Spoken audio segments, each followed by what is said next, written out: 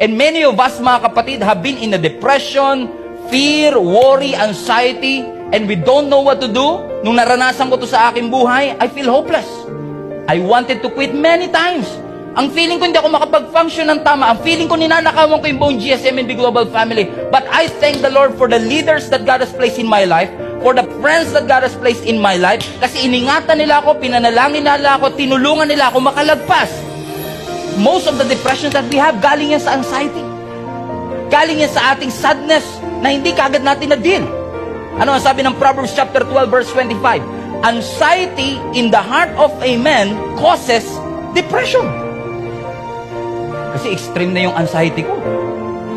Bawat na lang may lalabas na news anchor sa balita, takot na ako, meron na namang negative to. But thank God for the blood of Jesus. We thank the Lord for His goodness and His mercy, that Jesus was truly abandoned so that you won't feel abandoned. Feel abandoned. Kasi in the first place, hindi ka naman inabandon talaga ng Panginoon. Pero para hindi mo maramdaman yun, Jesus was truly abandoned for you. You are not alone. Ang good news, mga kapatid, God wants you to be healed in every area of your life. Hindi lang physical, hindi lang emotional, hindi lang spiritual, even our mental sanity. Gusto ng Diyos na pa-function tayo 100% at yan ay mapangalagaan natin.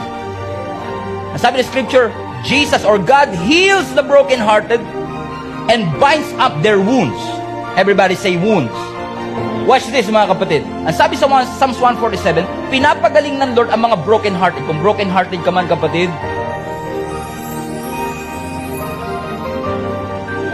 tapigin mo katabi mo, sabi ko na kasi sa'yo eh. Ay, biro lang. Sabi mo sa katabi, ang kulit mo kasi. Sabi na nga, lolokohin ka lang yan eh. Nakita mo na yung history, hindi mo pa pinansin. Amen? Look at this. He heals the brokenhearted and binds up their wounds. Pag sinabing wounds, ano nasa isip niyo? Sugat, betadine, alcohol. In the Hebrew, that wound is a grief, pain, suffering. Look at next Amplified Translation.